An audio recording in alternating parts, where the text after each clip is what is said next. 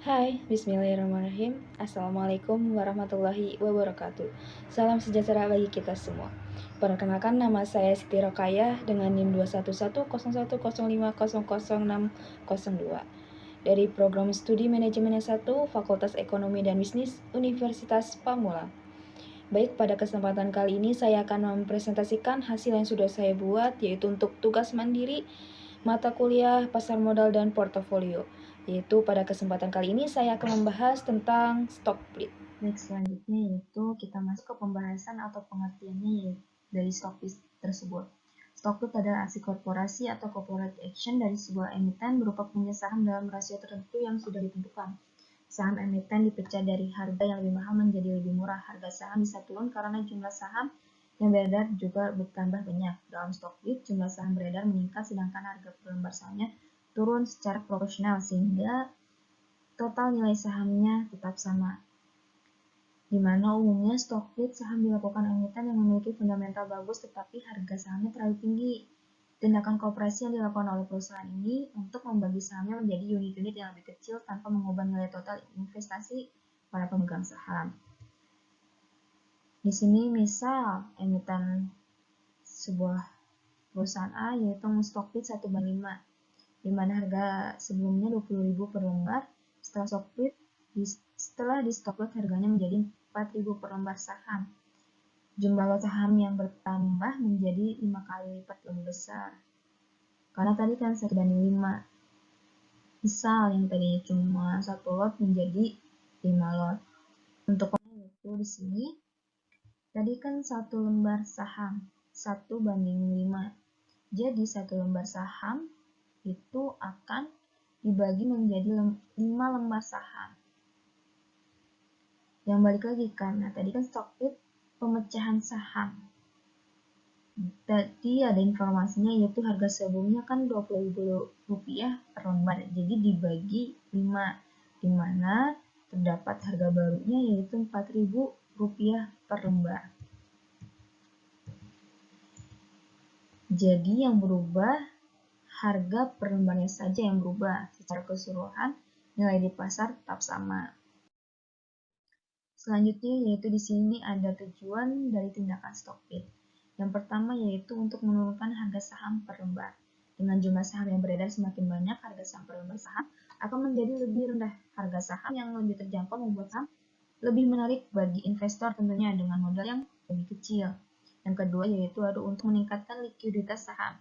Di mana semakin banyak saham yang beredar, maka akan semakin banyak pula transaksi yang terjadi. Hal ini akan meningkatkan likuiditas saham, sehingga saham menjadi lebih mudah diperjualbelikan. Yang ketiga yaitu ada untuk memperluas basis investor. Harga saham yang lebih terjangkau tentunya akan menarik minat investor baru, baik individu maupun institusi. Bagi investor yang lebih luas akan memberikan dukungan yang lebih kuat bagi perusahaan tentunya. Yang keempat yaitu ada untuk menciptakan persepsi positif. Stock seringkali dianggap sebagai sinyal positif bagi pasar tentunya, karena menunjukkan bahwa perusahaan dalam kondisi yang lebih baik dan ingin melibatkan lebih banyak investor. Selanjutnya yaitu ada manfaat, keuntungan dan kerugian atau plus minusnya dari tindakan stock split ini tersebut. Yang pertama yaitu bagi perusahaan. Plusnya yaitu sahamnya menjadi lebih liquid sehingga mudah diperjualbelikan serta terjangkau investor retail. Lalu kapitalisasi pasar perusahaan tidak berubah. Namun di sini minusnya yaitu bagi perusahaan tidak menjamin 100% dilirik investor karena tergantung lagi pada kinerja perusahaannya. Lalu di sini bagi pemegang saham atau investor, plusnya yaitu dapat memiliki saham dengan jumlah yang lebih banyak tentunya, berpotensi untuk karena aksi stock split membuat pergerakan harga saham makin gesit, apalagi jika ditopang kinerja yang bagus dan fundamental yang kuat. Di sini ada minusnya bagi pemegang saham investor atau investor yaitu karena jumlah saham yang beredar makin banyak, dividen yield yang diterima lebih kecil. Ini yang akan dialami investor baru. Selanjutnya yaitu untuk pembahasannya kita ada contoh soal, yaitu di sini ada Tuan Andi membeli sebuah saham BBCA pada 10 Oktober 2024 dengan harga Rp16.200 sebanyak 100 lot dengan informasi cum-date-nya yaitu 8 November 2024, ex-date-nya 11 November 2024, recognition date 20 November 2024, periode dagangnya yaitu 25 November 2024, rasionya yaitu 1:4.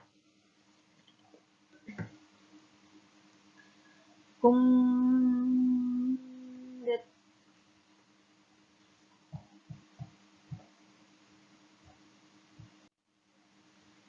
Cum-date yaitu tanggal terakhir investor berhak atas aksi korporasi tersebut. Ex-date yaitu tanggal saham diperdagangkan tanpa hak aksi korporasi. Recognition date tanggal penyelesaian administrasi stok split. Periode dagang yaitu waktu saham hasil stok split mulai aktif diperdagangkan. Rasio yaitu proporsi pembagian sahamnya. Di sini kan 1:4, berarti 1 saham jadi 4. Yang ditanyakan yaitu berapa jumlah slot BBCA setelah stock split, berapa harga saham BBCA sesudah stock split, lalu bagaimana nilai saham BBCA sebelum stock split, lalu berapa nilai saham BBCA setelah stock split. Jawabannya sebagai berikut. Untuk mencari pertanyaan nomor 1, yaitu ada 2 opsi. Tadi kan pertanyaan berapa jumlah slot BBCA setelah stock split. Di sini opsi pertama yaitu yang simpelnya kita bisa dengan cara 100 lot tadi dibagi 1 lalu dikali 4, yaitu ketemulah 400 lot. Atau opsi kedua yaitu dengan cara 100 lot dikali 100, maka hasilnya kan 10.000. Lalu 10.000 tersebut dikali 4, maka hasilnya itu 40.000. Lalu 4.000 tersebut dibagi 100 lot, maka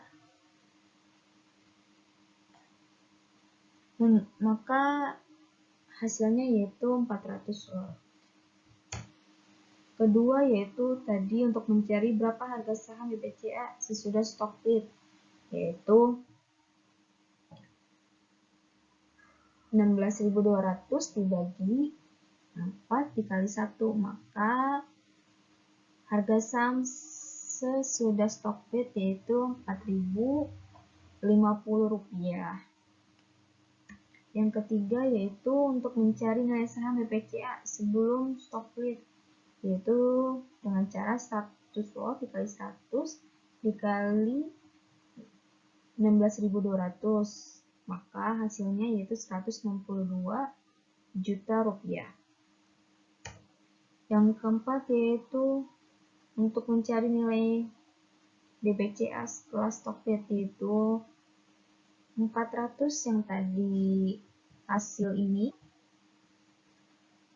lalu dikali 100, lalu dikali 40-50, maka hasilnya 162 juta. Jadi nilai saham sebelum dan sesudah dilakukan stock split sama.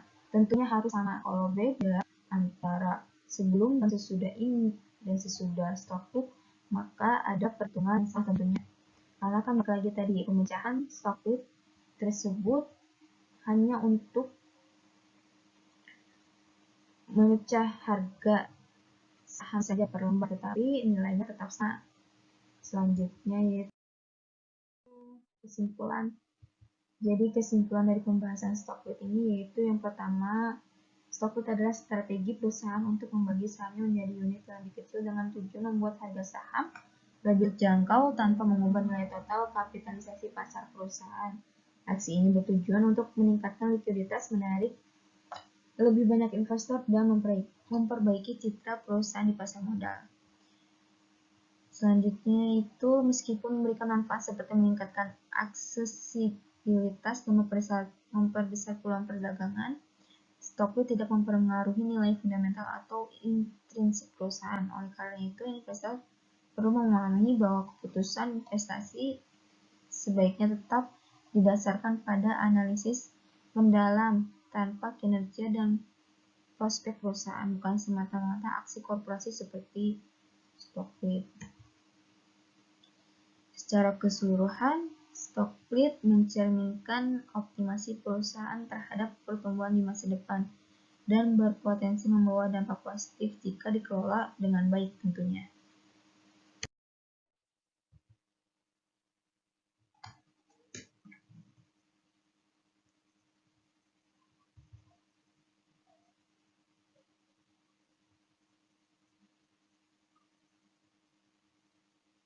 Sekian presentasi yang dapat saya sampaikan. Wassalamualaikum warahmatullahi wabarakatuh.